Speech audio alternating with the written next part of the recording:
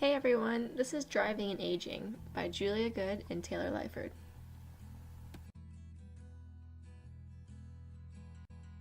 So, what are some things about driving and aging? When is it too old to drive?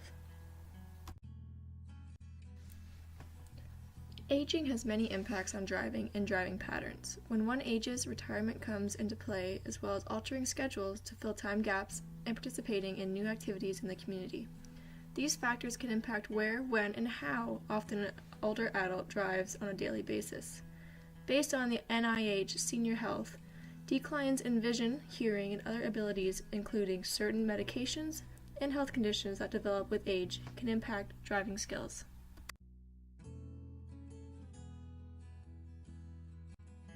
A complicated task that requires individuals to see and hear clearly, pay attention to their surroundings, such as other cars and pedestrians, traffic signs and signals, be able to react in a timely manner to unforeseen events. Also, when driving, drivers must be able to judge distances and speed, so perception is key. As mentioned, older adults now have more time due to retirement, and this time can be spent shopping, visiting friends and family more often, or even traveling.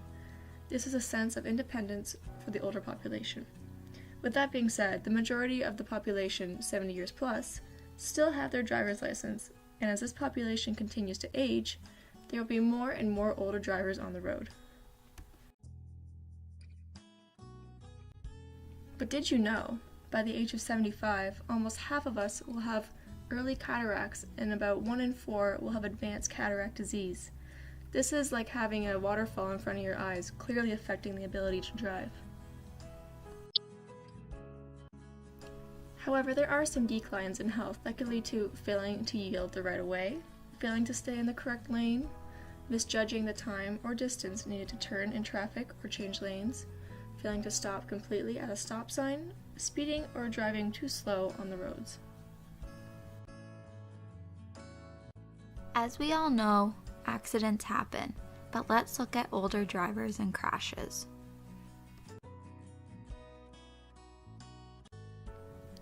When it comes to older drivers and crashes, errors listed previously can lead to accidents, injuries, or death, and these risks increase with age, especially after the age of 75. Older drivers are less likely to be involved in crashes related to alcohol use, speed, and driving at night. However, older adults are more likely to be involved in crashes that involve at intersections, merging into another lane, such as blind spots, and distance perception.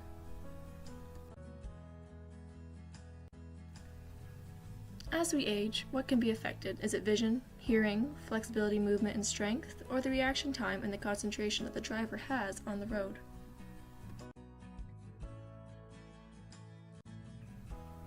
However, as for vision, the ability to see moving objects will decrease, seeing less clearly, such as dawn, dusk, and nighttime, judging distance, increased sensitivity to glare with rain, light on the windshield, as well as vision is tested when you renew your license.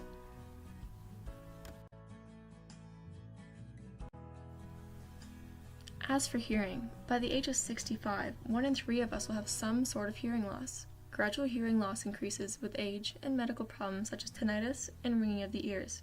But did you know that hearing loss affects one's ability to hear horns, sirens, and brakes? This can lead us to rely more on our vision to compensate for this hearing loss.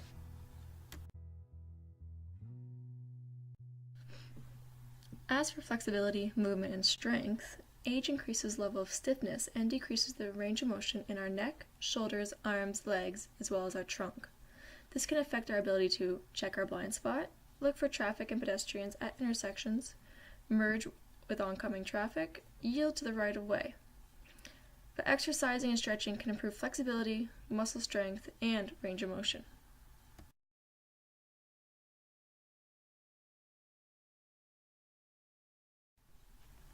As for the reaction time and the concentration while we drive, there are gradual changes in our reaction and our response time, which is slowed.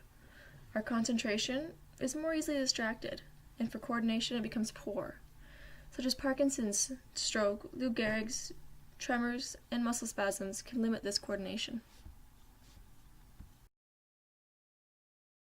Now that we've gone through the effects that aging can have on someone's ability to drive safely, we are going to discuss some concrete evidence relating to this topic, also known as epidemiology.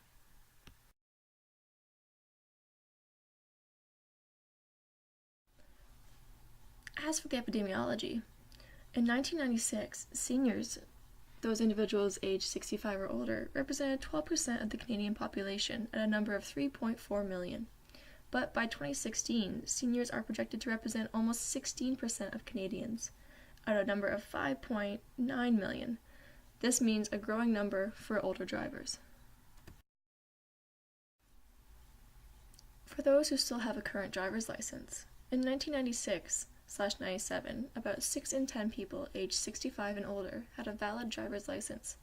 This was approximately 2 million people. The rate dropped, however, from 71% at the ages of 65 to 69 to 23% at the age of 85 or older. License holding was more common among senior men than senior women. This being said, 77 compared to 45%.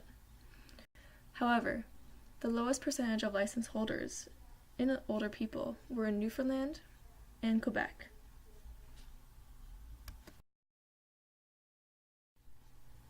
As for the stats of drivers, in 2012 in the US, there are approximately 36 million drivers over the age of 65. However, over 5,000 older adults were killed. More than 214,000 older adults were injured, and only 7% of older adults involved in fatal motor vehicle crashes had a blood alcohol content level of 0.08 or higher. We are now going to discuss a research study as it relates to driving and aging.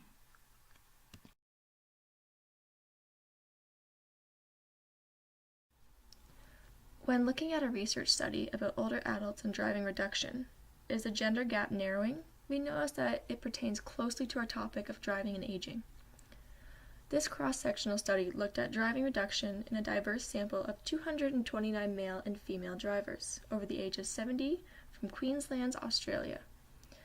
The goal of the study was to determine whether males and females differed in regards to driving patterns, and also to identify factors that are predictive of driving reduction in older female drivers compared to males. What are the facts? Older women are overrepresented in serious injury and fatality crashes compared to older men due to an increased fragility. Older women are more likely to stop driving before men. However, for older women, it is an essential means to meet their daily practical needs, but for men, it is a key to identity and freedom.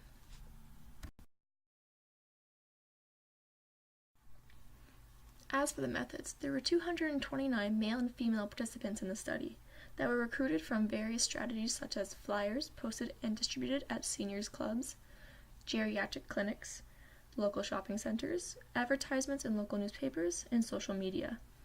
These participants were eligible if they were over the age of 70. Participants completed a questionnaire online or in paper form, including an information sheet describing the nature of the study. Completing the questionnaire was considered evidence for consent to participate, and all participants received the chance to enter a draw to win 1 in 10 $50 shopping vouchers. The procedures approved by the Human Research Ethics Committee of Queensland University of Technology. Since we've now looked at the background of the study, as well as the methods used, the next section brings us to the results.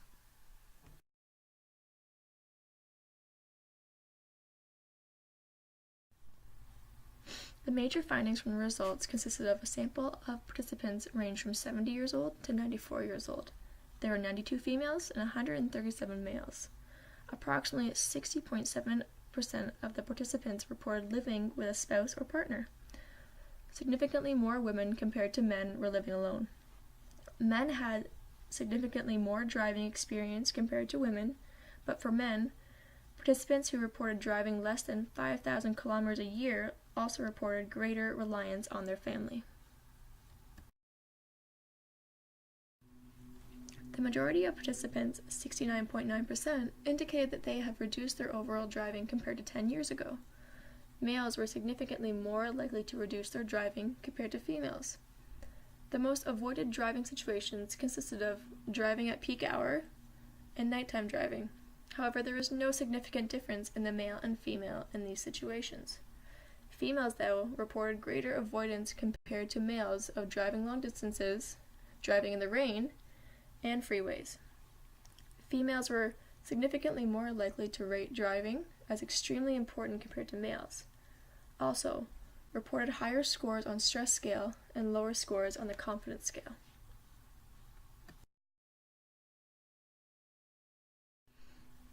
The reduction in driving is significantly associated with gender. More males than females reduced their driving at a rate of 78.1% versus 57.6%. It is also associated with the increasing age. However, approximately 82.4% of participants living in retirement homes reduced their driving compared to 66.3% of those living in their private home. Participants who rated their health to be good or fair reported greater driving reduction compared to those who rated their health to be excellent, at a rate of 80.8% versus 72.1%.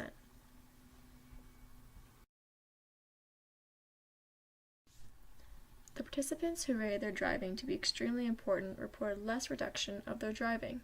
However, participants who discussed driving with their family and their doctor reported more reduction compared to those who had not.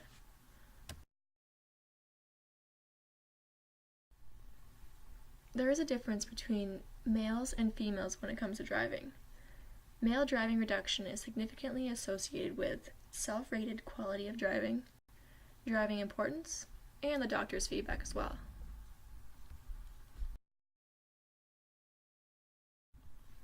However, as for females, driving reduction is significantly associated with self-rated health, driving importance, moving to a place with better public transport options, family's feedback, and the confidence scale.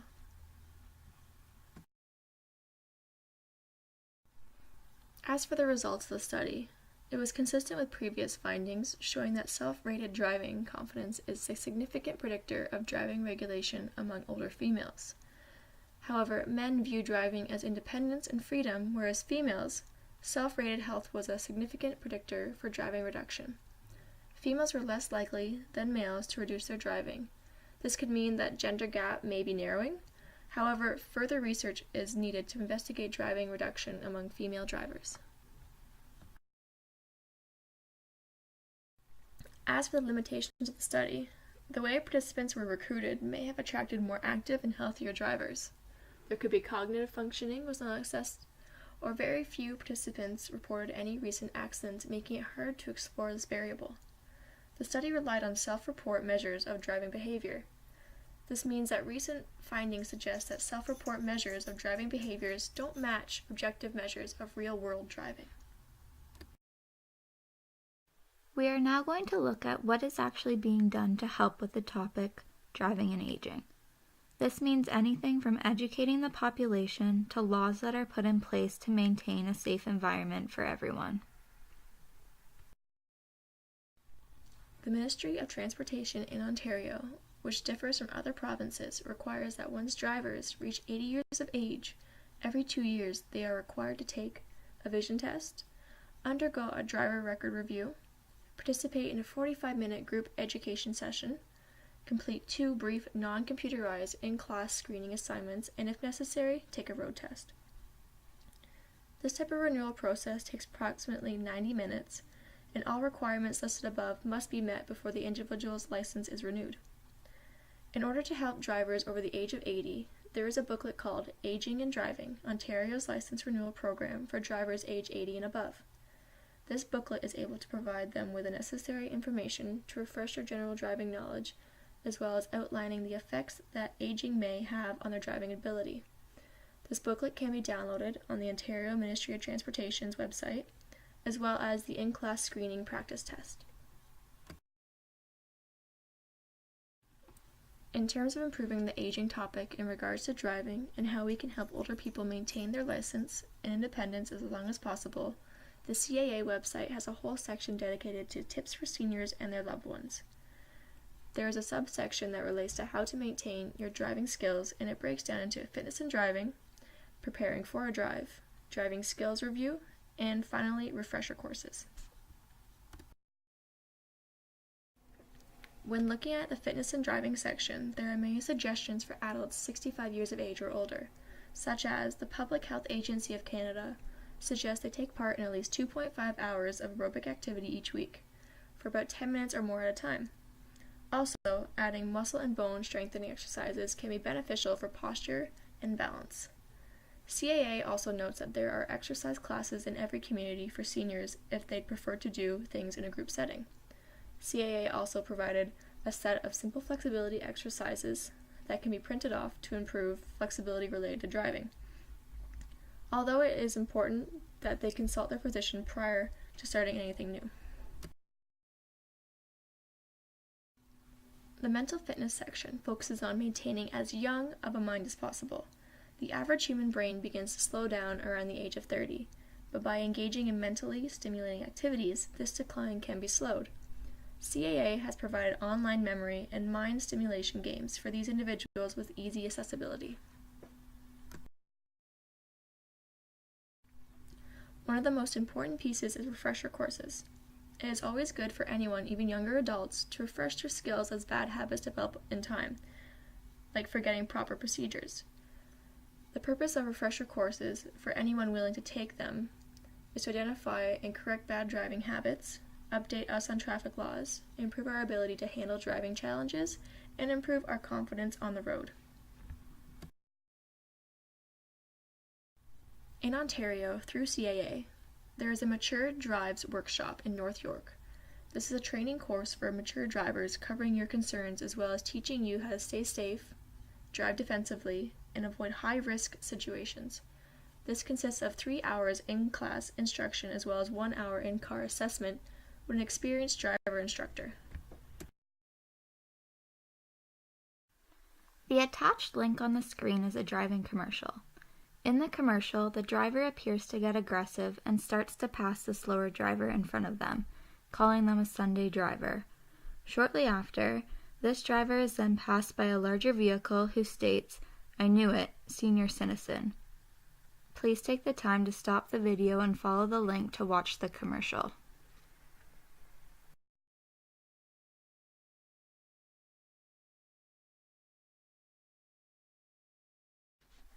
As seen in the video, a prediction was made by another driver due to the type of driving seen in front of them.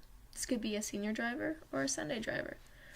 Younger individuals make assumptions of other drivers' speeds, aggressiveness, and choices on the road when comparing it to themselves. This can depict the adjustment of driving in different weather conditions for both seniors and for younger adults. As for driving, do you think senior citizens should continue to stay behind the wheel? Yes or no?